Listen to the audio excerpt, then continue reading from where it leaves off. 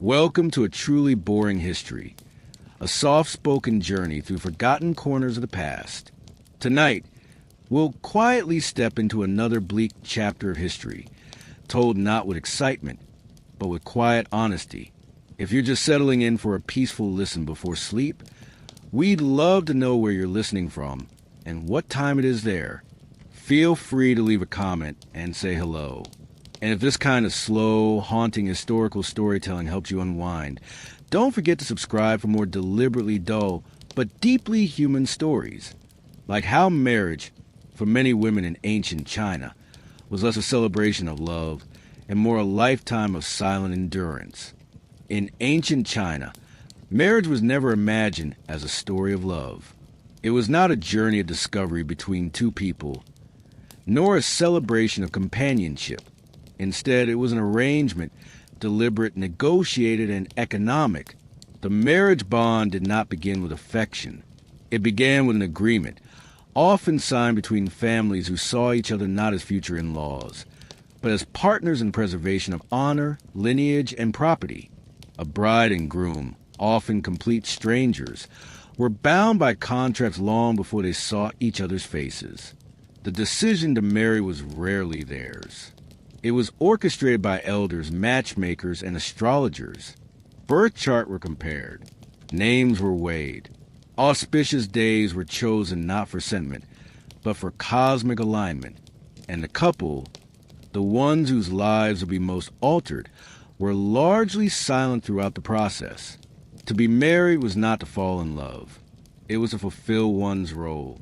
For a man, it meant taking a wife to produce sons who would carry on the ancestral line. For a woman, it meant leaving behind the home of her childhood and stepping into another, where she would be a stranger expected to obey. Her value was not measured in her personality, her dreams, or her desires, but in her dowry, her fertility, and her capacity to endure. This arrangement was not hidden. It was formalized. Marriage documents outlined the terms of union with a cold precision. Families exchanged betrothal gifts not out of generosity, but to signal social standing. The bride's family often paid heavily, sometimes beyond their means, to ensure the marriage took place.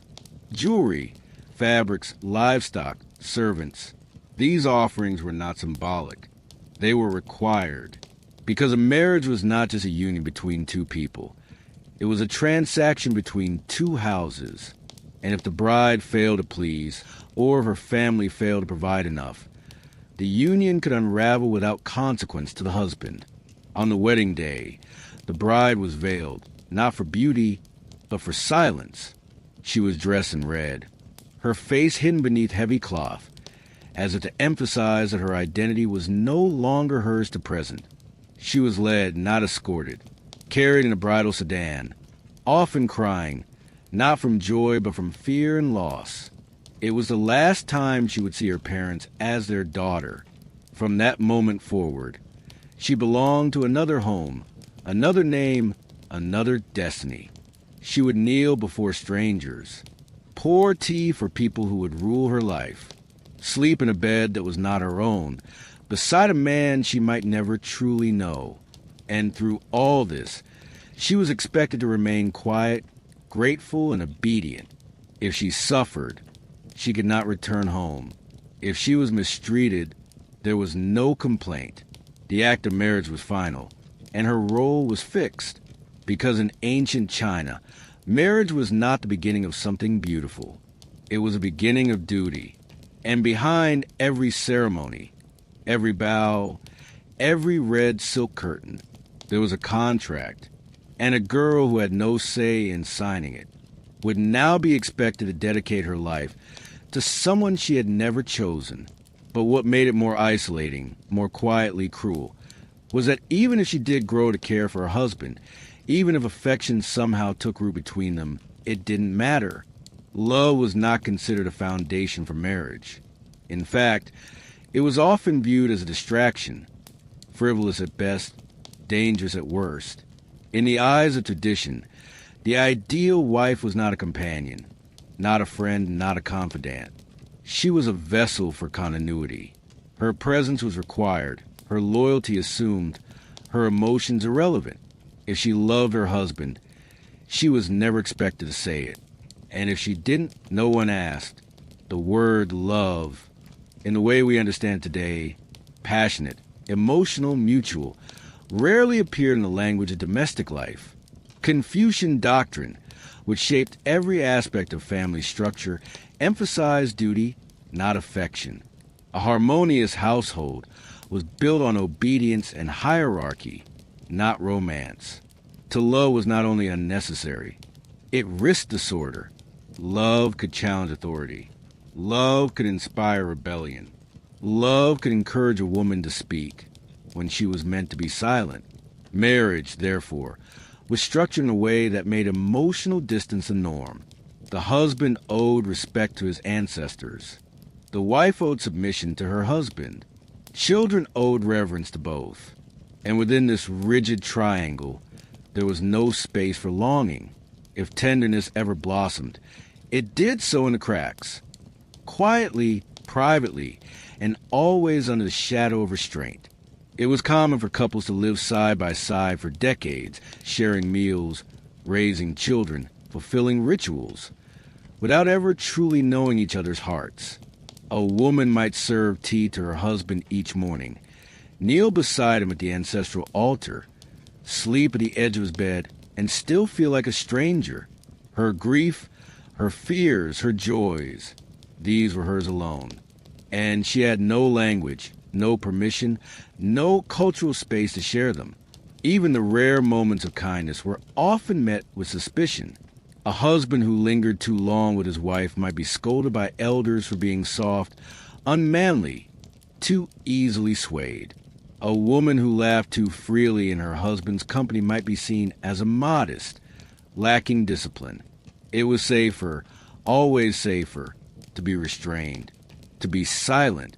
And so many women, over time, learned to shape themselves around that silence.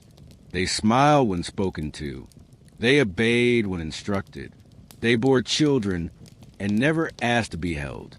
They learned to find meaning in duty and buried whatever dreams they had in girlhood, like offerings left at an altar meant to fade in smoke.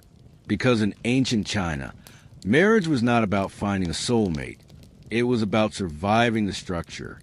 And the cruelest part was not the absence of love. It was the fact that love was never part of the equation at all.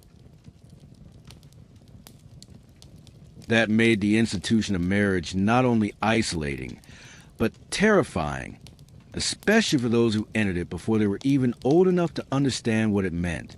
In ancient China, girls were often married off in their early teens, sometimes as young as 12, long before their bodies had fully matured, and far before their minds had any sense of what marriage entailed. For many families, a daughter was not raised to grow, but to be given away. Her value was tied to her age, her purity, and her ability to bear children. And so, the earlier she was married, the more favorable the arrangement, at least in the eyes of tradition. For the girl herself, there was no preparation that could ease the shock. One day, she was a child, helping her mother grind millet or sweep the courtyard, and the next, she was veiled, painted in red powder, and handed to strangers. The rituals disguised the violence of it.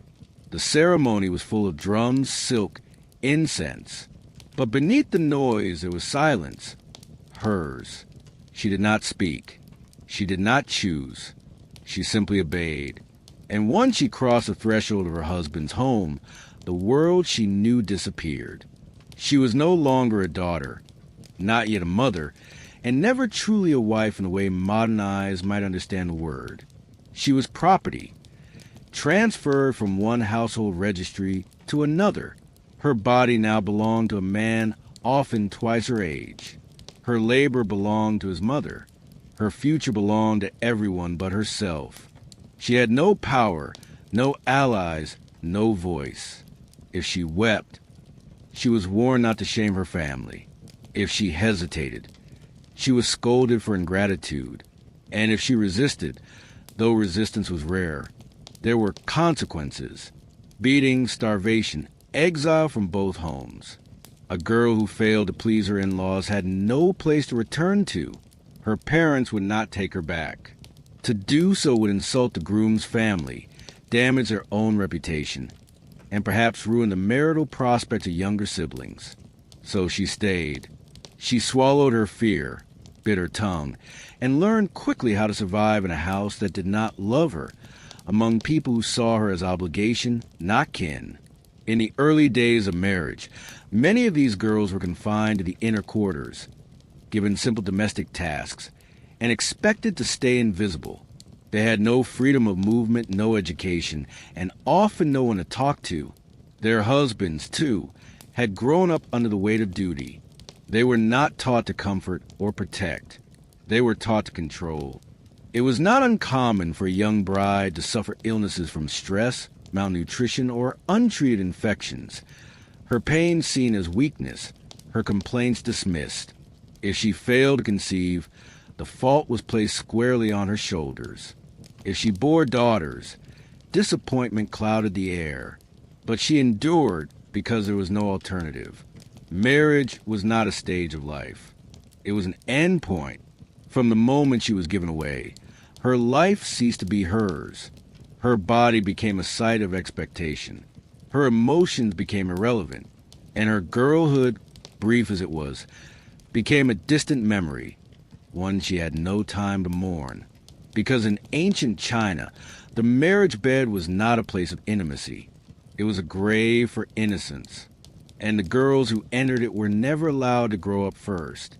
And once their girlhood had been buried beneath layers of silence and obligation, many of these young brides would learn, sometimes slowly, sometimes in a single cruel moment, that they had not been offered in marriage as cherished companions, but rather handed over like property, like payment. In many homes throughout ancient China, a daughter's birth marked not the arrival of joy, but the beginning of negotiation.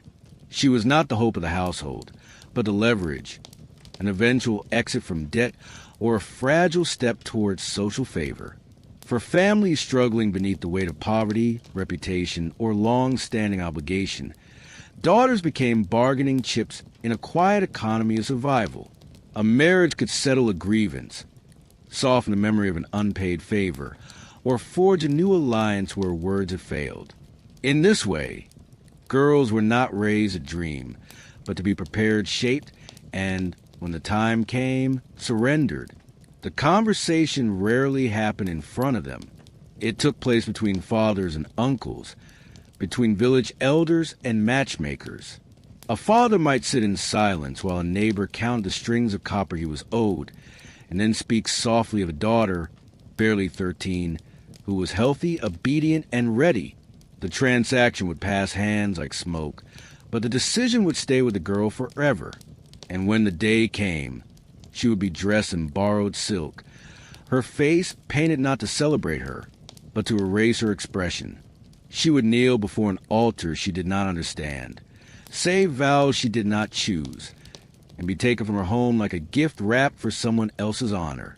Her family would smile. They would thank the heavens, but she would feel clearly, deeply, and without words that she had been exchanged. Once inside her new household, the weight of that transaction became heavier. Every time she served a meal, washed a garment, or bowed in silence, she was reminded she was not there out of love. She was there because something had been owed, and she was the answer. She could not protest. She could not ask to go home. Her value, her usefulness, her very existence had already been spent in the arrangement.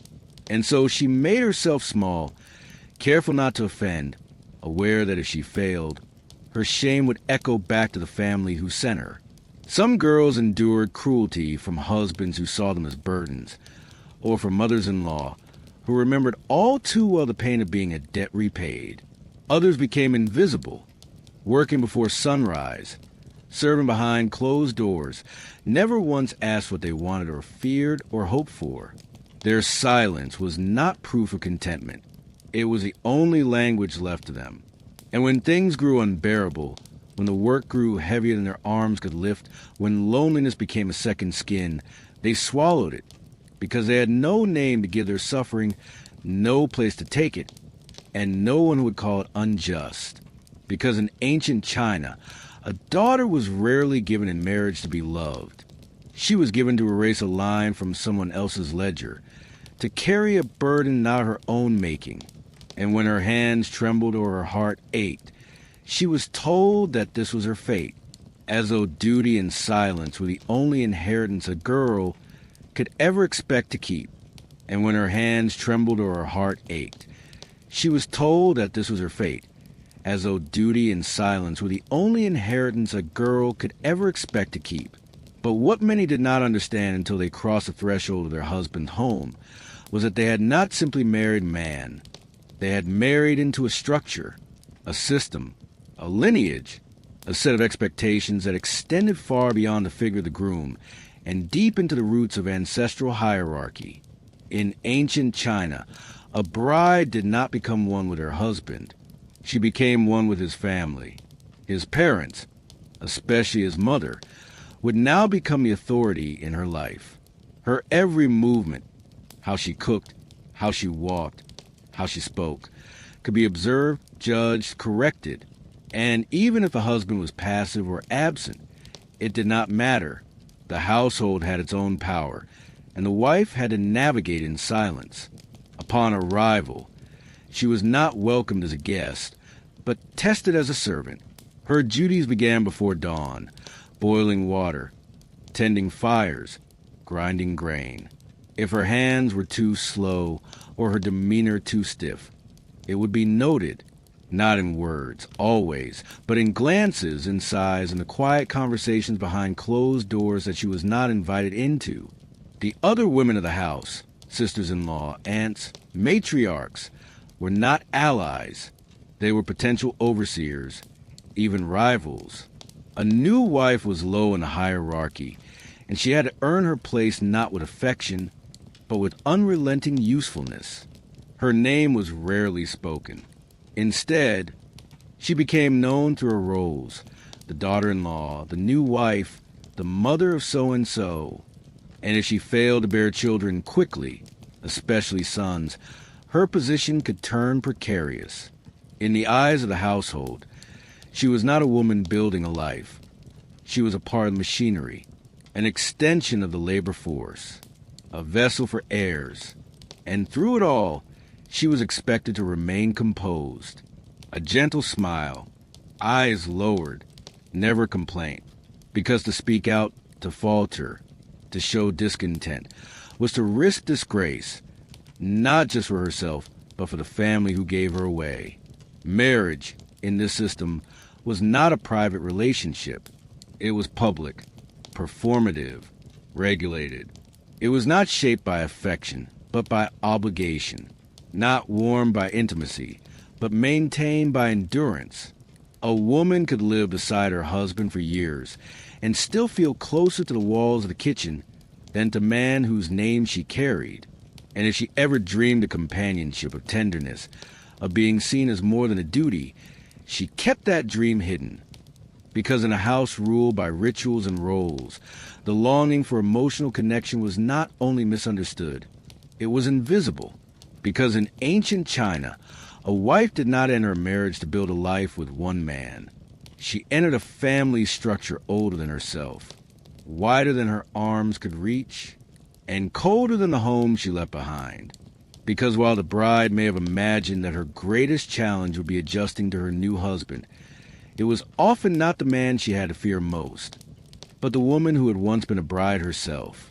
In the deeply hierarchical structure of ancient Chinese households, it was the mother-in-law who wielded the sharpest authority, not through affection, but through tradition, not with violence, but with unbending control, reinforced by ritual and custom that no one dare question. The new bride, having crossed into a household where she was a stranger in every room, now found herself under the watchful gaze of the elder matron, a woman whose power did not come from wealth or title, but from her role as the keeper of order. The mother-in-law was responsible for maintaining the structure of the family, and in doing so, she became both guardian and gatekeeper. She enforced the rules, protected the family's honor, and ensured that the silence she had once endured would be passed on generation after generation. Her approval was not easily earned. Her judgment was swift and silent. And while she, too, may have once wept into her pillow as a young bride, she had long buried those tears beneath decades of discipline. Now, she watched the newcomer with a kind of cold familiarity, testing her patience, her humility, her usefulness. Was the rice washed properly? Did the girl rise early enough? Did she show too much emotion or too little? In every act, there was an expectation to be met, and every failure, no matter how small, could become a story whispered in the courtyard, a warning to others, a stain that would not wash out.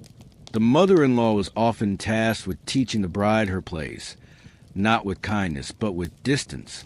If she offered guidance, it was wrapped in criticism. If she gave praise, it was fleeting and hard-won. Her role was not to nurture, but to mold. And in molding the new bride, she often reshaped her in the image of herself. Quiet, efficient, restrained. Any trace of individuality was gently pressed down like dough beneath a rolling pin, flattened until it fit the shape of the household. This dynamic created a cruel inheritance. Each generation of women became both victim and enforcer, caught in a system where suffering was normalized and obedience was the only way forward. The mother-in-law, once a powerless girl herself, now held power, but that power was not freedom. It was a burden of maintaining control in a system that had once broken her. 2. For the bride, this meant that her days were filled not only with physical labor, but with emotional calculation. How to speak without offending. How to move without drawing attention. How to endure without appearing weak. Her silence was not just expected. It was survival. And the husband, often absent, indifferent, or simply afraid of disrupting the authority of his mother.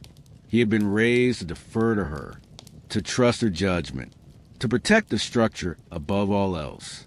His loyalty was not to his wife, but to the order that had raised him.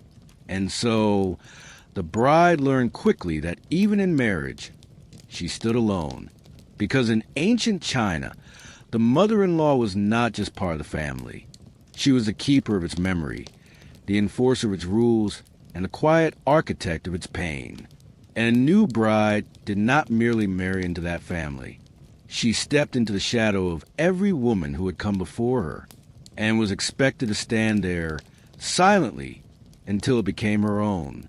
Because in a world where her presence was defined by restraint, and her value measured by how little she asked for, silence wasn't just expected from a wife in ancient China. It was, in many ways, her only form of power.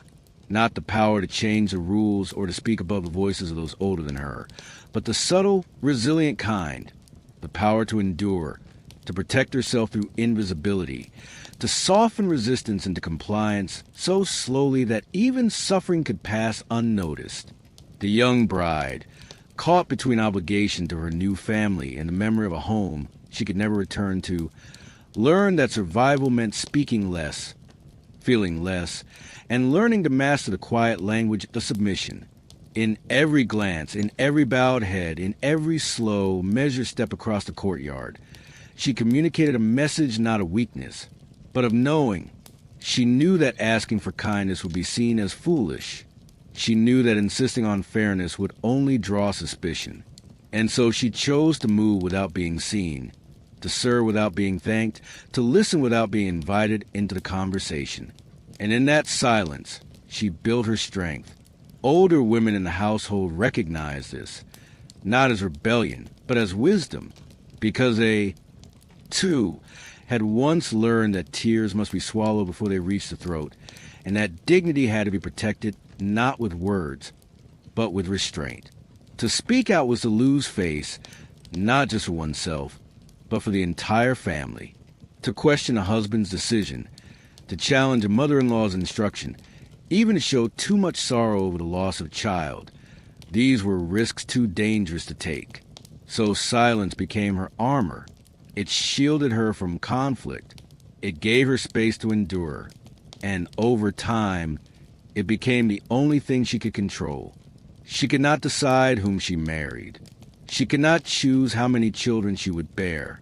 She could not alter the moods of her husband or the sharp edge of her mother-in-law's judgment. But she could choose when to speak and when not to. She could choose to withhold her true feelings until they faded into habit, until even she no longer remembered the sound of her own voice asking for more than survival. Yet, within that silence, a kind of quiet intelligence grew. She observed everything. She learned the rhythms of the household, who to avoid, when to step forward, what words soothed tension, what gestures opened doors. She became a master of presence without intrusion, of contribution without demand. And though the world saw her as passive, there was nothing passive about what she endured or what she understood. Because in ancient China, where a woman's worth was rarely spoken of, and her name often forgotten in the records of history, it was her silence that held the household together, not as a symbol of submission, but as a quiet force of survival.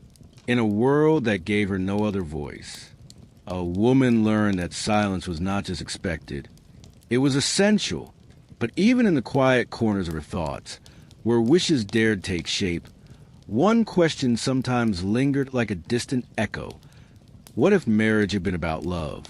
Yet that was a question she could never ask aloud, because in ancient China, love was never the goal of marriage. It was never even part of the conversation. Marriage, at its core, was a structure. It was a contract between families, a web of duty and alignment, forged not through affection, but through arrangement.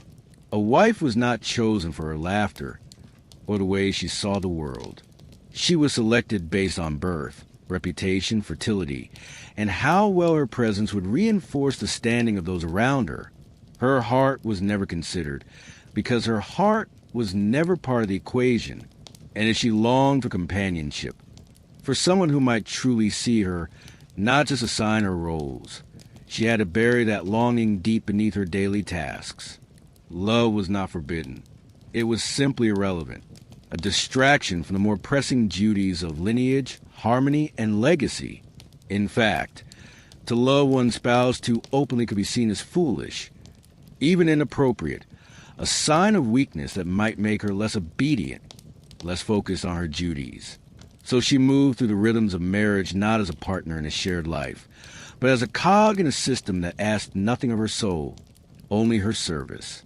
The rare gestures of kindness from a husband, a word of praise, a softer tone, were treasured not as affection, but as relief, not signs of intimacy, but of safety.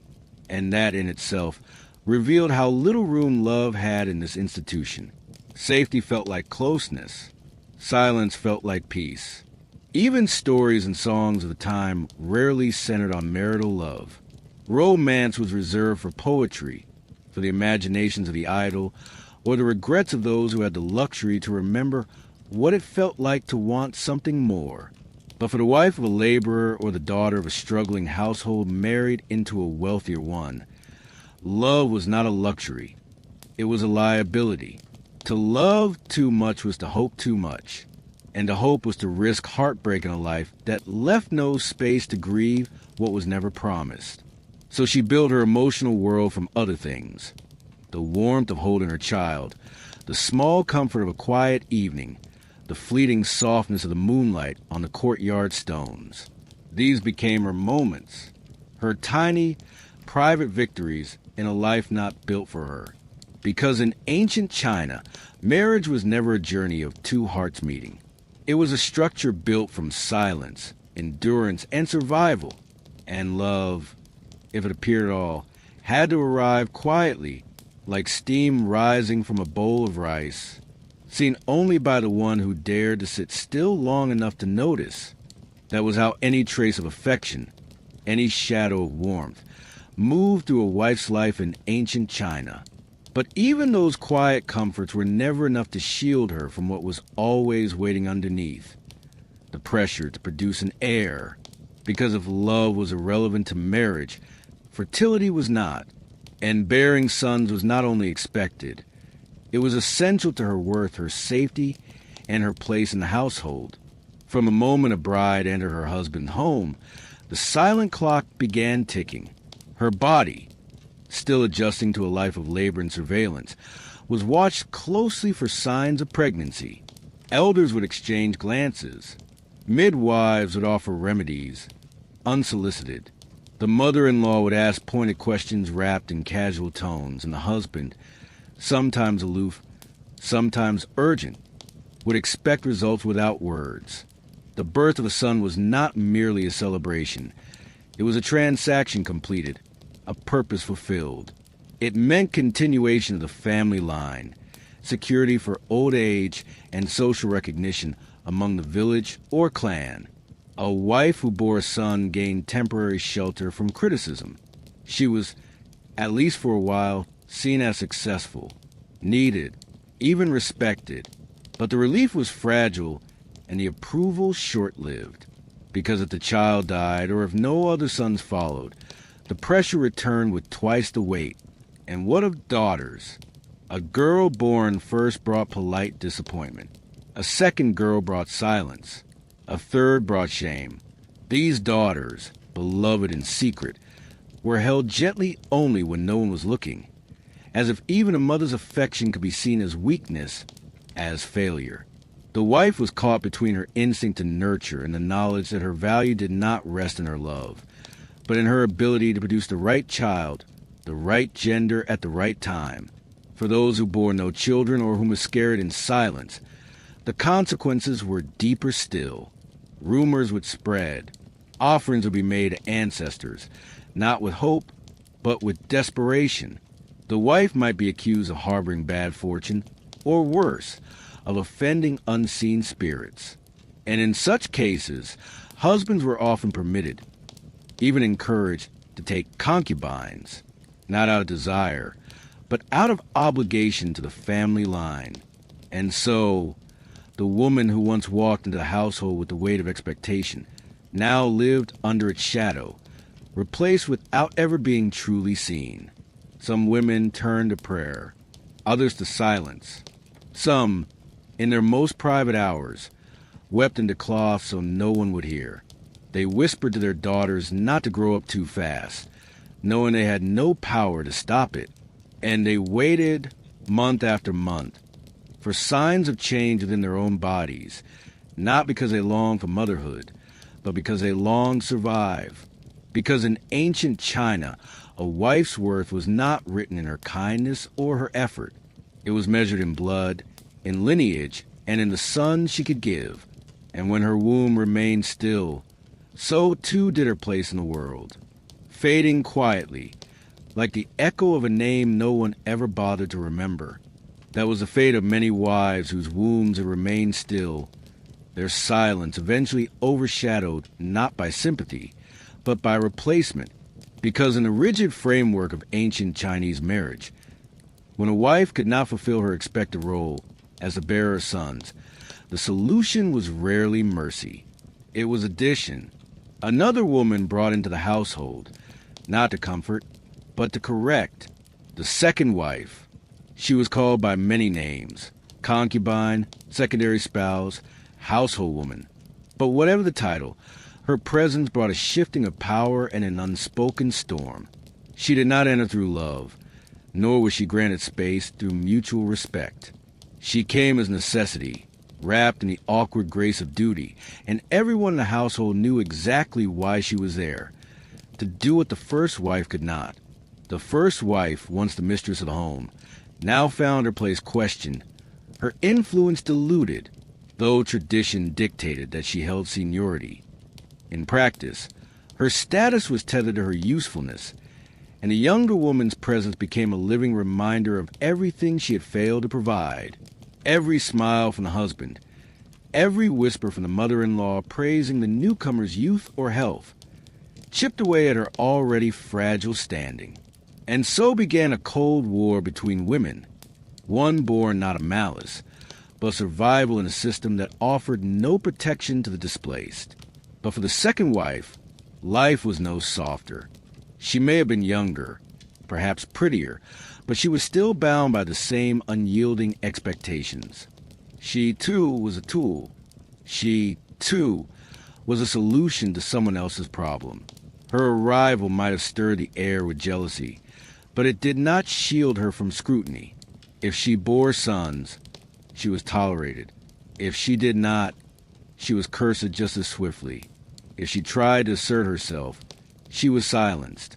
And if she showed sorrow, she was scolded. For sorrow was a luxury, and her role was not to feel, but to produce. In rare cases, camaraderie emerged between the women. Not friendship, but something quieter, forged in shared exhaustion. A mutual understanding that neither of them had been truly chosen, and that both had become shadows of one man's need to preserve his name. But such connections were fragile. More often, they lived in quiet rivalry, performing duty side by side while watching each other from behind lowered eyes. The children, if they came, complicated matters further. Whose child was praised? Whose was overlooked? Would the first wife raise the child of the second as her own? Or would envy poison the well of maternal care? The lines between blood and duty blurred. Affection was rationed. And through it all, the man at the center remained distant, untouchable, never required to confront the ripple his decisions left in the hearts of the women bound to him. Because in ancient China, when a wife failed to meet the demands of tradition, the answer was not compassion, but substitution. And the presence of a second woman in the household did not offer relief, only a colder mirror, in which each wife saw the limits of her worth, not in what she gave, but in how easily she could be replaced. And so, it was that many women, even after years of marriage, even after birthing sons and mastering the quiet rhythm of domestic life, remained strangers in the very homes they had been married into, not strangers by law or title, but by absence of belonging, by the soft, persistent sense that no matter how long they lived within those walls, they would never truly be seen as part of them. She would wake before the house stirred, moving through familiar halls in silence, preparing food, tending fires, dressing children, answering the same calls every day, yet never fully allowed to claim the space as hers. The house belonged to the husband, of course, but more deeply, it belonged to his ancestors, to his lineage, to a name she could wear but never own. Her presence there was conditional, anchored not in affection or trust, but in function. She was there to serve, to produce, to sustain the order of things. And should her usefulness falter, so too would her place. Even the children she bore were not truly hers. Yes, she carried them, fed them, soothed their fevers and tucked them in at night, but in the eyes of the family, they were heirs of the father's bloodline, not extensions of her identity. A mother might nurse a son for years, only to watch him one day obey his grandmother's command over her own.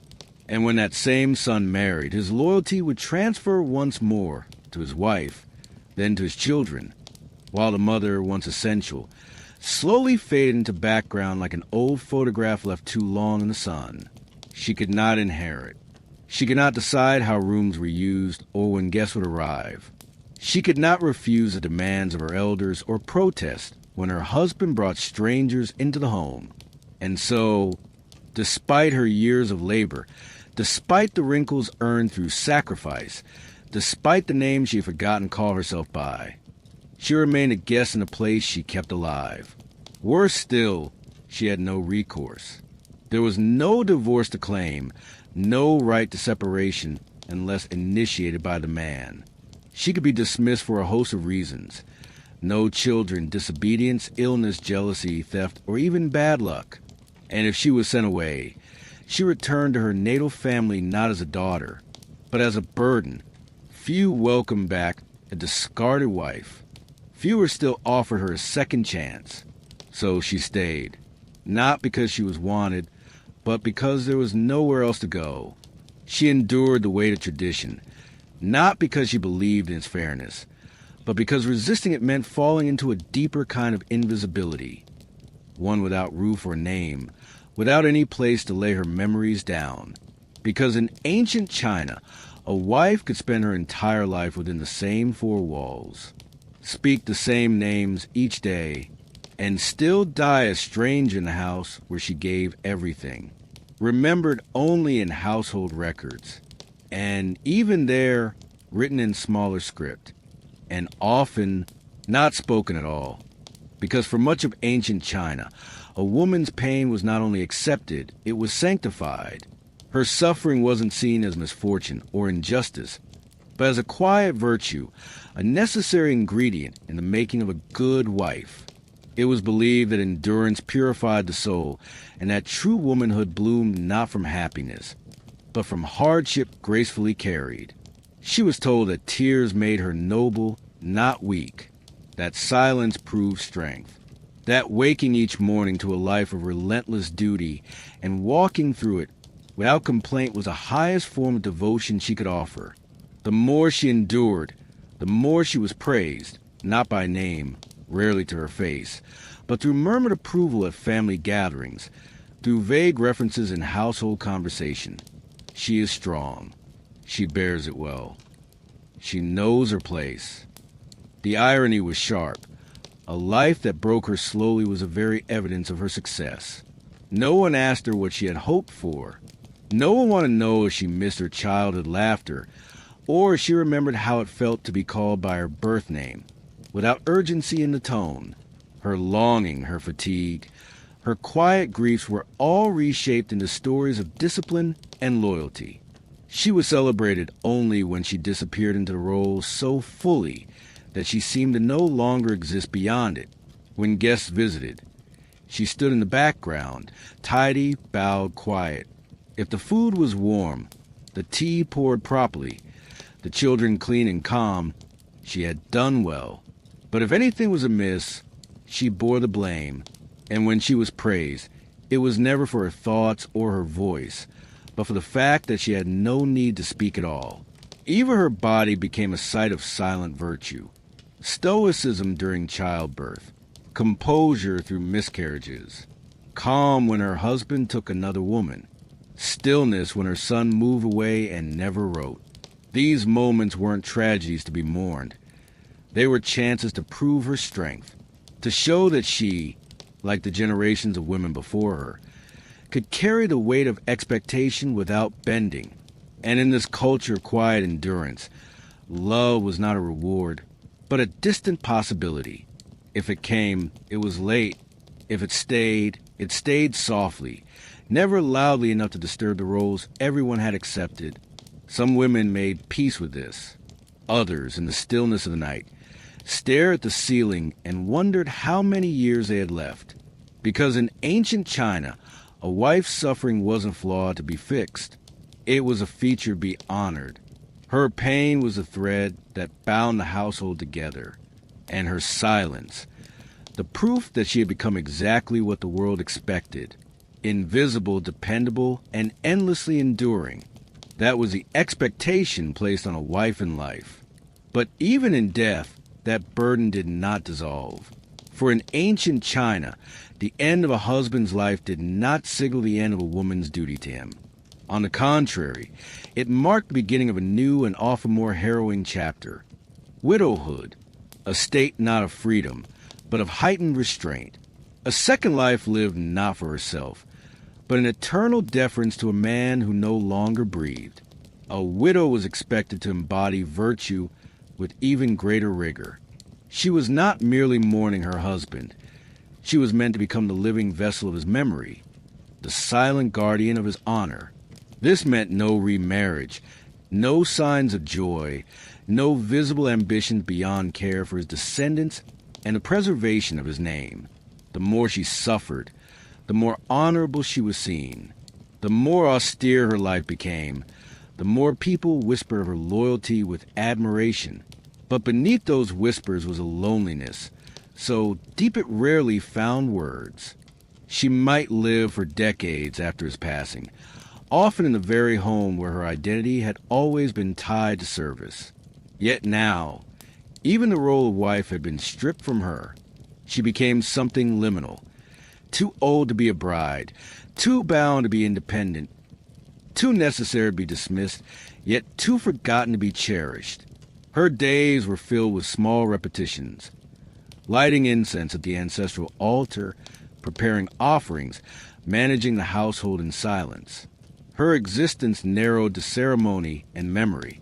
And society did not merely frown upon widows who remarried. It condemned them. In many cases, it was seen as dishonorable, a betrayal of both the deceased and the family. In some regions and periods, widow chastity was so venerated that women who remained loyal to their dead husbands were publicly celebrated, even commemorated in stone. Others, more tragically, took their own lives after their husband's death. Not always from grief, but from pressure, from belief, from the terrifying clarity that there was no place for them outside that role. Even in poetry and records, the virtuous widow was depicted not as a woman healing from loss, but as one perfectly frozen in time. Her love, her sorrow, her service. It was all expected to be absolute and uninterrupted. To move on was to forget. To forget was to dishonor. And if the widow had children, her existence became entirely centered on them. She raised sons to honor their father, to uphold his lineage, to speak of him with reverence. She kept his memory alive through rituals and stories, while her own story slowly faded into the margins.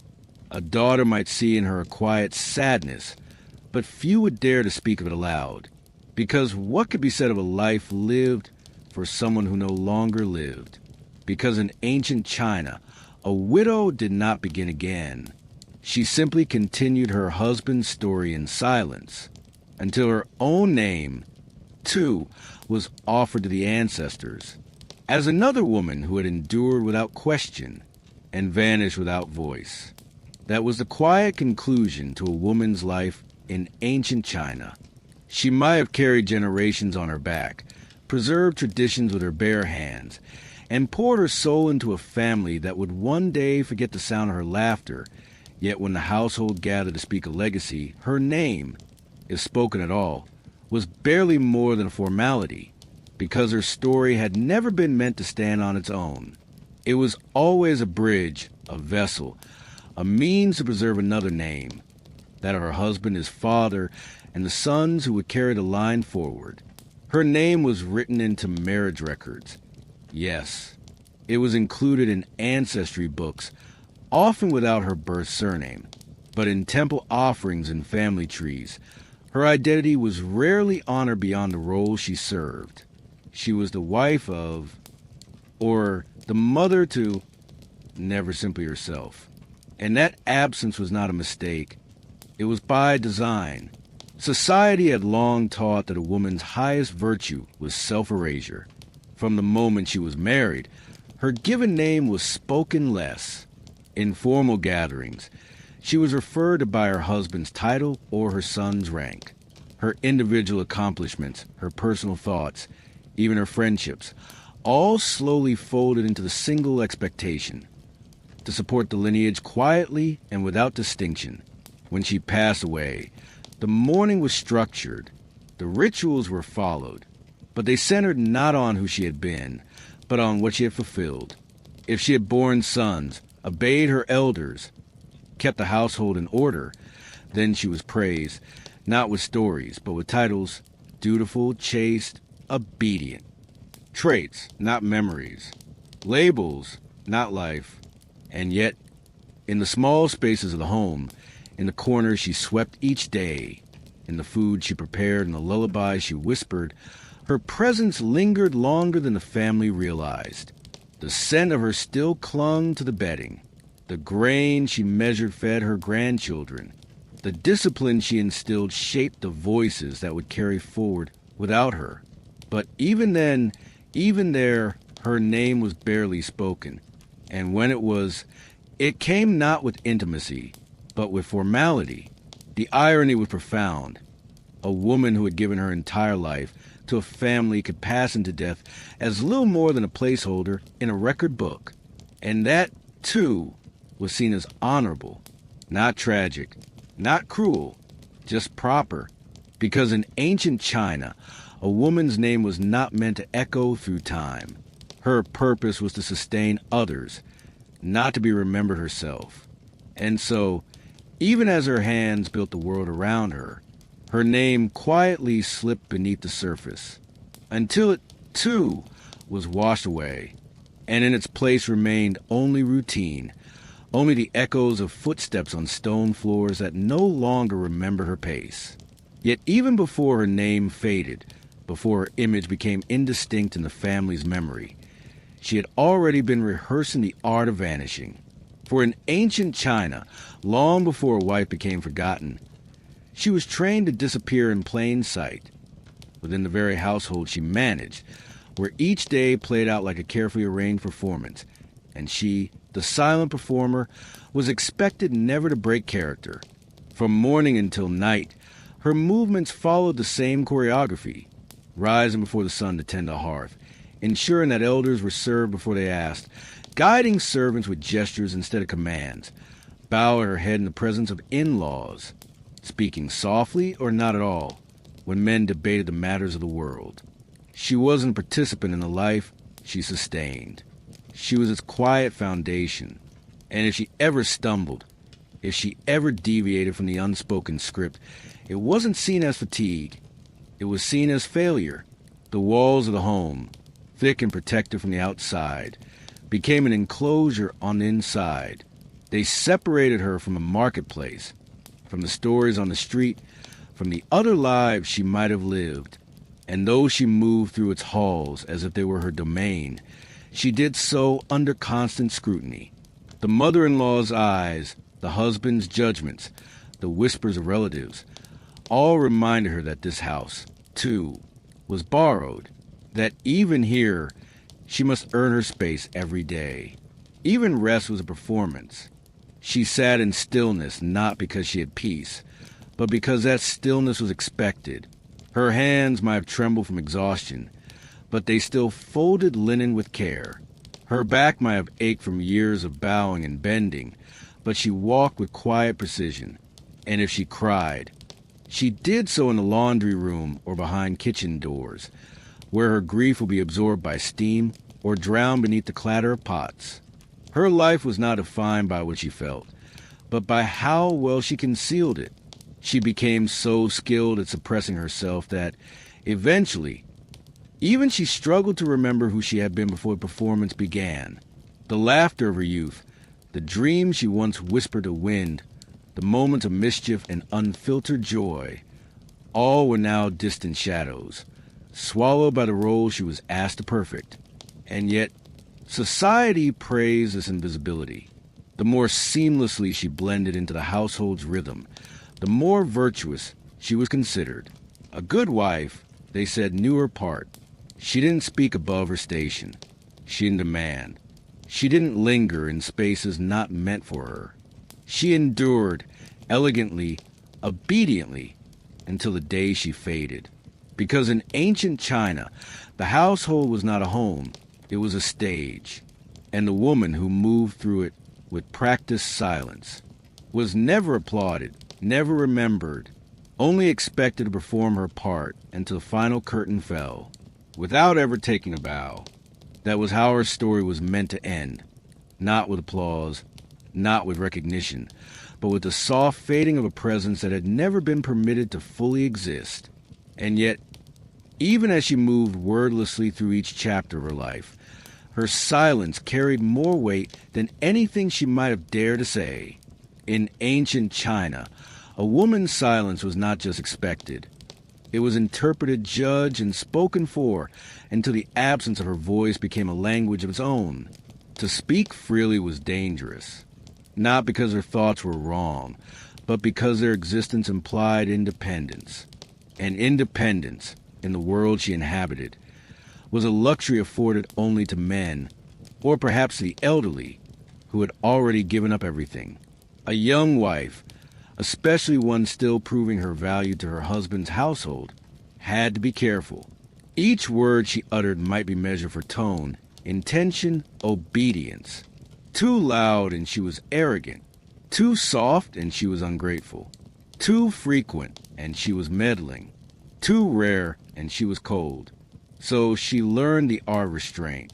She spoke when spoken to. She answered with phrases that were safe, rehearsed, and pleasing. Her opinions were filtered through the lens of what others wished to hear. She became fluent in implication, skilled in reading expressions, in adjusting her behavior before conflict ever had a chance to form. And when she had feelings too large to contain, she folded them into chores, into the repetitive motions of her hands, into the tightness between her shoulders that never seemed to ease. But silence didn't protect her.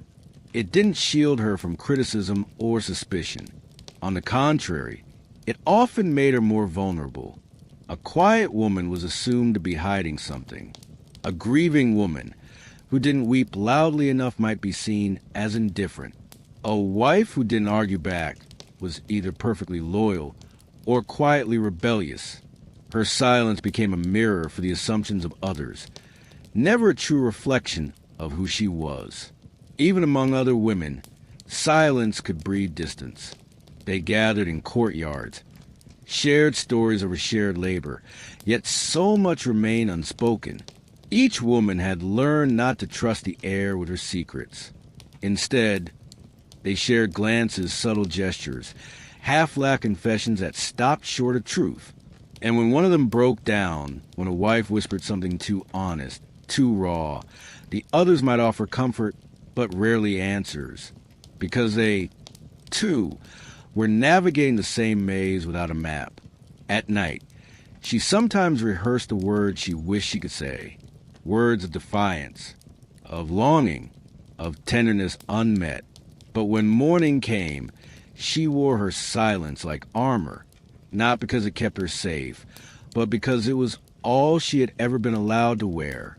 Because in ancient China, a woman's silence was not emptiness. It was the full weight of a life restrained. Every unsaid word, every swallowed protest, every stifled dream, echoed louder in the spaces where her voice had been denied. Yet even those echoes were not truly hers. In ancient China, a woman's emotions did not belong to her. They were borrowed briefly and only within limits. Her joy was permissible only when it pleased others. Her sorrow was valid only if it reinforced a role. Her anger, if it ever surfaced, was dangerous. It could be read as betrayal, defiance, or madness.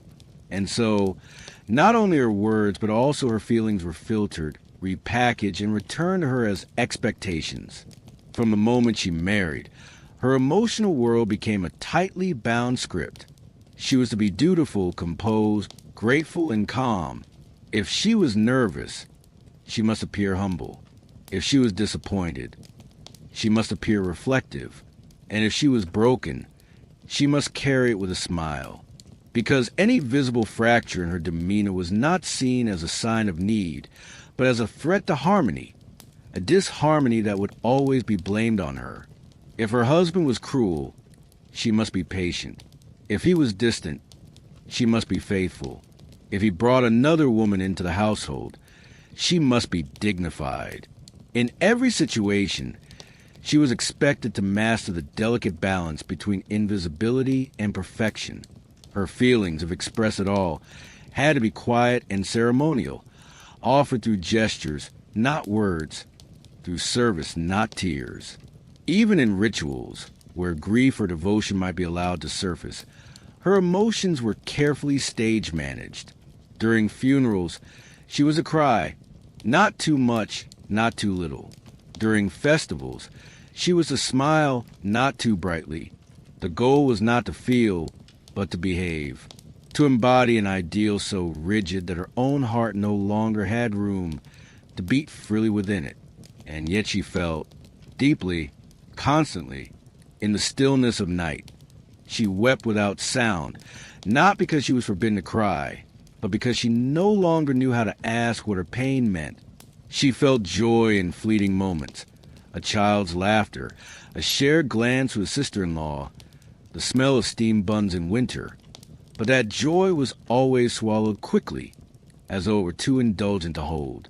She felt fear, not of violence alone, but of invisibility, of die without ever having been known, even by those she served every day. But she learned, as all women did, that emotion was not hers to define. It was something reflected back at her by others, named by others, and if she ever protested, she was dismissed as unstable, ungrateful, or worse, unfit. And once a woman was deemed unfit, her position could be questioned, her worth could be erased. Because in ancient China, a woman's emotions were not seen as evidence of her humanity. They were judged as signs of her usefulness. She could feel as much as she wanted, but only in ways that served the script she had been given. Everything else was a danger to the household, to tradition, and to her own fragile place within them. That was a quiet threshold where so many women stood, balancing between acceptance and collapse, knowing that even their minds were not entirely theirs. In ancient China, a woman's sanity was not evaluated by her peace, nor her truth, nor even her suffering, but by how well she adhered to the narrow expectations laid before her. Obedience was not just a virtue. It was a standard by which her entire mental state was judged. And the moment she stepped outside that frame, no matter the reason, her very grip on reality could be called into question. A wife who questioned her husband too often might be called emotional. A daughter-in-law who mourned too long was seen as indulgent. A mother who protested her son's punishment was labeled hysterical. Their feelings were never allowed to exist on their own terms. Instead, they were interpreted through the lens of how convenient or inconvenient they were to the social order. And if those feelings became too visible, too persistent, too human, there was a term for that: madness. She didn't need to scream to be seen as unstable. She only needed to resist. A refusal to marry again after widowhood could be praised as loyalty or condemned as stubbornness. A wish to live apart from in-laws might be seen as independence or betrayal. The definitions shifted constantly, but the consequences never did. Once a woman was declared mentally unwell, her words lost their weight. Her presence became suspect. Her memories, her protests, even her truths, all could be dismissed as symptoms. And what made it worse was that these judgments rarely came from strangers. They came from within the household, often whispered behind sliding doors or spoken outright in front of her. A husband might say she was being dramatic. A sister-in-law might call her cold. A mother-in-law, most of all, might remind her that women in their family had always known how to endure quietly. Her struggle wasn't seen as pain, it was seen as failure. So she learned to smile while unraveling, to nod while aching, to laugh while grieving. The performance of stability became more important than the pursuit of it. And in time, even she began to question what was real. Were her sorrows valid? Were her thoughts dangerous? Was it her fault she couldn't feel joy where she was told to? The more she buried her inner voice, the harder it became to hear it at all. There were women who broke. Some disappeared into themselves, speaking less and less until they became shadows in their own homes. Others were taken away, to relatives, to monasteries, to places where their silence could be made permanent. And a few, the ones remembered only in hushed tones, simply vanished. They walked into rivers. They slipped through fields. And when their names were spoken again, it was not in mourning, but in caution. Because in ancient China, a woman's sanity was measured not by her truth, but by her compliance. To break down was not seen as the result of suffering, but as proof that she was never strong enough to begin with. And so, many chose to keep breaking quietly, where no one could accuse them of making too much noise. That was the space many women found themselves occupying in the final chapters of their lives. The quietest corners of the home, the forgotten edges of the courtyard, the silences between family conversations where their presence was tolerated but rarely acknowledged. And in that silence, some women drifted so far from themselves that to remain was to unravel entirely. Others, though chose to stay not out of acceptance, but because vanishing, too, was a kind of power, a choice, one of the only choices left to them. In ancient China, to disappear could take many forms. It might mean the literal act of walking away into a monastery or the wilderness or the night, but more often it meant a disappearance of self, of expression, of memory. A woman could vanish by folding herself into service, so completely that no one thought to ask what she wanted. She could vanish by offering only what was expected, nothing more, nothing less. Her voice might still be heard, but it no longer belonged to her. It belonged to the role she played. But what of those who stayed with full awareness? The women who knew, each day, that they were suppressing a version of themselves that would never be allowed to surface? They, too, held a kind of quiet strength. They bore witness. They remembered. They passed whispers to their daughters, sometimes in the form of warnings, sometimes in lullabies that carried the weight of longing. They kept the pain from becoming a curse by shaping it into a form their children might one day escape. And there were rare, nearly invisible moments of defiance, a recipe altered, not as told by the mother-in-law, but as remembered from childhood, a gesture of comfort offered to a daughter when no one was watching, a refusal to bow as deeply as expected, small things unnoticed by many, but deeply felt by the woman herself, proof that she had not vanished entirely, that there was still someone beneath the layers of role and ritual, someone who remembered who she had once been, or might have become.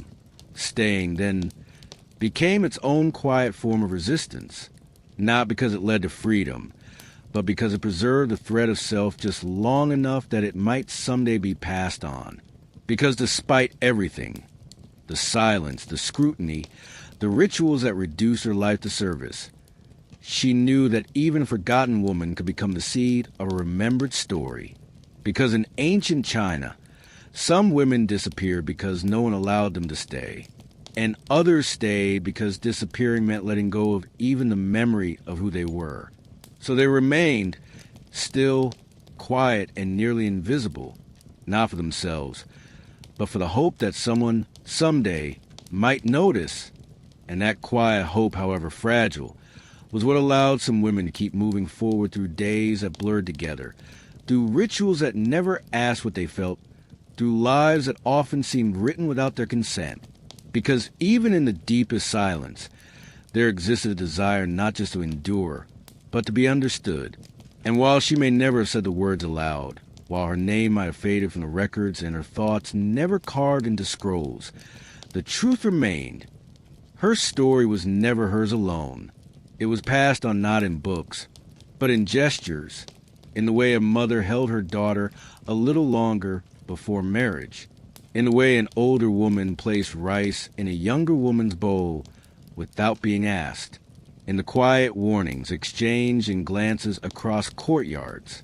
She may have been invisible to the historians and poets, but within the generations of women who followed, there lingered echoes of her choices, her fears, her sacrifices. Because in a society that taught her that obedience was safety, she still managed to teach her daughters to question. In a world that measured her worth by her silence, she found ways to let love speak through her actions. And though she could not rewrite the expectations laid upon her, she bent them slightly, gently, enough that those who came after her might see the seams and wonder what else could be undone. Her pain, then, was not meaningless. It became the soil in which new hopes were planted.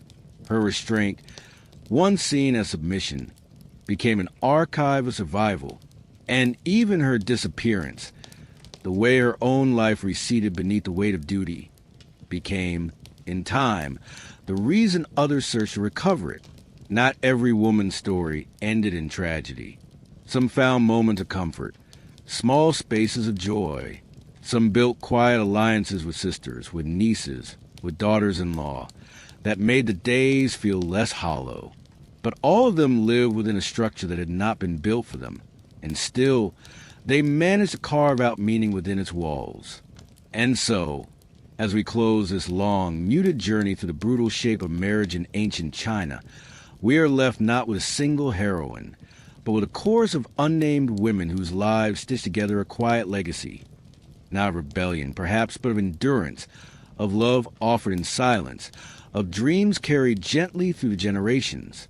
Because in ancient China, a woman's story was rarely hers to tell aloud, but it was always felt, always lived. And if we listen closely enough, it still lingers beneath the surface of history, waiting not to be rewritten, but finally to be heard.